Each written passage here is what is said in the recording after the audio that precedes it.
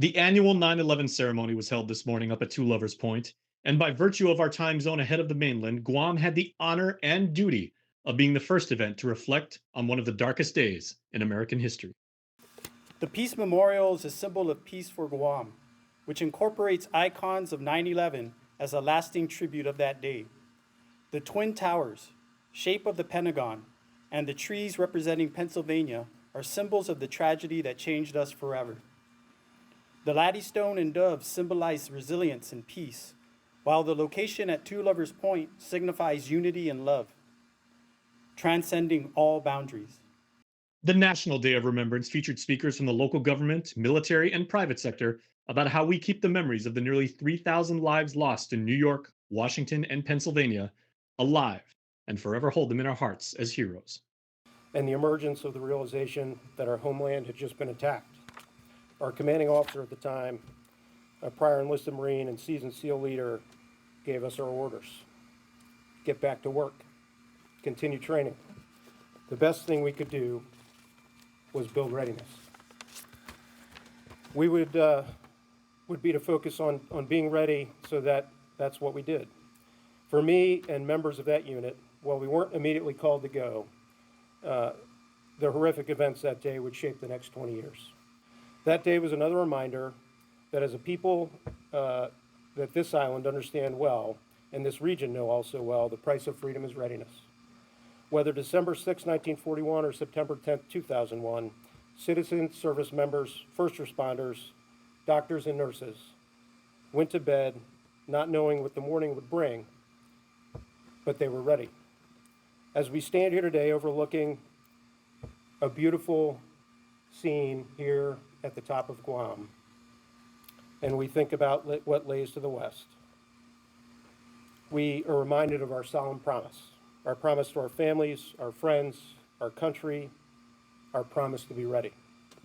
Whether in uniform or in plain clothes, all in attendance wore their pride as citizens with grateful humility for the sacrifices. So many represented their colleagues and comrades as policemen, firefighters, servicemen, federal employees, and airline industry staff were in attendance. 2,977 lives were lost, among them 343 firefighters, 23 New York Police Department officers, 37 Port Authority officers, and they ran toward danger while others fled. They climbed the stairwells filled with smoke and fear, knowing full well they may not return. They did not hesitate, they did not falter, they simply did their job. Let us also not forget those who answered the call to military service in the aftermath of 9/11. We remember the 7,085 soldiers who gave their lives fighting for retribution and justice. Like so many of you, I remember where I was and how I felt when the towers were attacked. I was on duty at my station in Jonia, watching the events unfold on TV, in disbelief as everything unfolded. Even though we are half a world away, in Guam, the impact was just as profound as us being there. As firefighters, we are trained to face the worst days in people's lives.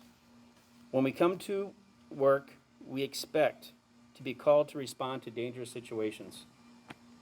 But 9/11 was different. It was not just a call, but a calling, a moment when the values we embody, courage, sacrifice, and duty, were executed without hesitation and were etched into the national consciousness. Each of them, whether directly in serving side by side or by their shared mission, maintain our solemn pledge to keep their memories alive. First responders ran toward the flames. Ordinary people showed extraordinary courage. And generations of Americans stepped forward to serve in the years that followed. Here in Guam, we hold a special honor. We are the first on U.S. soil to toll the bell. The first voices in America to say, we remember. We remember the lives taken, we remember the families who still carry the weight of that day, and we remember the courage of those who answered the call. This is more than remembrance, it is a promise that we will not forget, a promise that we will stand united in the face of any threat. As the bell sounds, let it remind us we remain one people, one nation, one America. stronger than fear, stronger than tragedy, and forever grateful to those who gave all. And ensuring this charge persists through generations. Before she's GovGuam's chief executive, before she's commander in chief of the Guam National Guard, Governor Lulian Guerrero is a grandmother and takes time to pass the lasting lessons of 9/11 to her descendants. Well, I tell them, of course, about what we are here in Guam in terms of being a peaceful, loving community, a very generous and welcoming community, and how we need to do everything we can to continue on, and that there are outside forces. There's going to be always conflicts and contradictions, but the best way, of course, is to talk it out diplomatically, that we as one world need to live together as humanly possible and as peaceful as we can.